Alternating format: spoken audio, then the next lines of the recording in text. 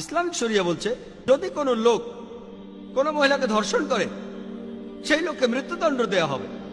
লোকে হয়তো বলবে মৃত্যুদণ্ড এই একবিংশ শতাব্দীতে? ইসলাম একটা বর্বর ধর্ম, এটা একটা নিষ্ঠুর আইন, এটা একটা বর্বর ধর্ম। আপনারা জানেন যে আমেরিকা এখন পৃথিবীর সবচেয়ে উন্নত একটা দেশ, আর সেই দেশে অনেক বেশি পরিমাণে ধর্ষণ হয়। পরিসংখ্যান আমাদের বলছে যে প্রতিদিন গড়ে 1900 জনেরও বেশি মহিলা ধর্ষিত হয় প্রতিদিন। প্রতি 1 মিনিট 18 সেকেন্ডে একজন মহিলা ধর্ষিত হয়। আমরা যতক্ষণ এই অডিটোরিয়ামে আছি প্রায় 2.5 ঘন্টারও বেশি সময় কতজন মহিলা ধর্ষিত হয়েছে? কতজন? 100 জনেরও বেশি আমেরিকাতে। আমি আপনাদের প্রশ্ন করি, যদি আমেরিকাতে ইসলামিক শরিয়া প্রয়োগ করা হয় যে প্রত্যেক পুরুষ যখনই কোনো মহিলাকে দেখবে দৃষ্টি নিচু করবে, মহিলারা সবাই হিজাব মেনে পোশাক পরবে, আর তারপর যদি কোনো পুরুষ কোনো মহিলাকে ধর্ষণ করে তাহলে মৃত্যুদণ্ড, আমি আপনাদের প্রশ্ন করছি এতে করে কি ধর্ষণের পরিমাণ বেড়ে যাবে? সেটা কি একই রকম থাকবে নাকি কমে যাবে? এটা কমে যাবে। এটাই কার্যকরী আইন। ইসলামিক শরিয়া প্রয়োগ করলে হাতে হাতে ফল। আমি অমুসলিমদেরও এই প্রশ্নটা করেছি যে ধরুন কেউ একজন আপনার স্ত্রী বা আপনার মাকে ধর্ষণ করলো, আর ধরুন আপনি সেখানে বিচারক, ধর্ষক আপনার সামনেই আছে, তখন তাকে আপনি কি শাস্তি দেবেন? আর বিশ্বাস করুন তাদের সবাই বলেছে আমি তাকে মৃত্যুদণ্ড দেব। কেউ এমনও বলেছে যে তাকে অত্যাচার করে হত্যা করব। তাহলে কেন এই দুমুখ নীতি?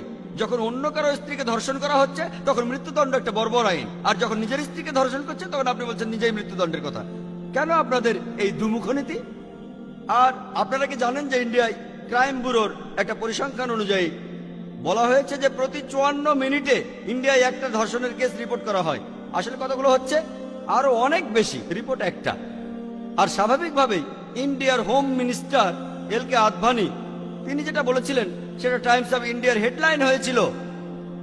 হেডলাইন তিনি বলেছিলেন যে আদভানি বলেছেন ধর্ষণের শাস্তি মৃত্যুদণ্ড, আর আইনে একটা সংশোধনের কথা বলেছেন।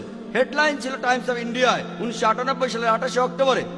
মাত্র একদিন আগে 1998 সালের 27 অক্টোবরে তিনি বলেছিলেন যে তিনি চান একজন ধর্ষকের শাস্তি হোক মৃত্যুদণ্ড। আলহামদুলিল্লাহ, ইসলাম যে কথা 1400 বছর আগে বলেছে এল কে আদভানি আজ সে কথাই বলছে, আর আমি তাকে অভিনন্দন জানাই। আমি এখানে পলিটিক্যাল পার্টির কথা বলছি না, আমি পলিটিশিয়ান নই, কিন্তু যদি কেউ সত্যি কথা বলে আমি তাকে অভিনন্দন জানাই। আর এই আইন প্রয়োগ করলে নিশ্চিতভাবে ধর্ষণের পরিমাণ কমে যাবে। হতে পারে এর পরের হোম মিনিস্টার হয়তো ইসলামী হিজাবও পালন করতে বলবে। ইনশাআল্লাহ ইন্ডিয়ায় ধর্ষণ পুরোপুরি বন্ধ হয়ে যাবে। তারা ইসলামের কাছাকাছি আসছে, তাই অভিনন্দন জানাই। এসো সেই কথা যাহা আমাদের এবং তোমাদের মধ্যে এক।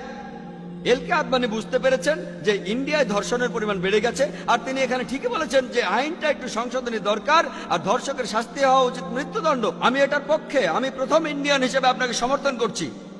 তাই যদি ভালোভাবে দেখেন, ইসলাম ভালো কথা বলার পাশাপাশি আপনাকে দেখিয়ে দেয় কিভাবে ভালো জিনিসগুলো অর্জন করতে হবে। সেজন্য আমি বলি যে সব ধর্মগুলির মধ্যে ইসলাম ভালো কথা বলে, আর সেগুলো অর্জনের পথও আপনাকে দেখিয়ে দেয়। আর তাই আমাকে যদি কোনো ধর্ম পালন করতে হয় আমি সেই ধর্ম পালন করব যেটা ভালো কথা বলে আর আমাকে দেখিয়ে দেয় কিভাবে ভালোগুলো অর্জন করতে হবে। এজন্য পবিত্র কোরআনে সূরা আল ইমরানের 19 নম্বর আয়াতে উল্লেখ আছে, ইন্নাদ-দীনা ইনদাল্লাহিল ইসলাম। নিঃসন্দেহে একমাত্র গ্রহণযোগ্য দিন আল্লাহ সুবহানাহু ওয়া তাআলার কাছে যখন কোনো ব্যক্তি আল্লাহর কাছে তার ইচ্ছাকে সমর্পণ করে।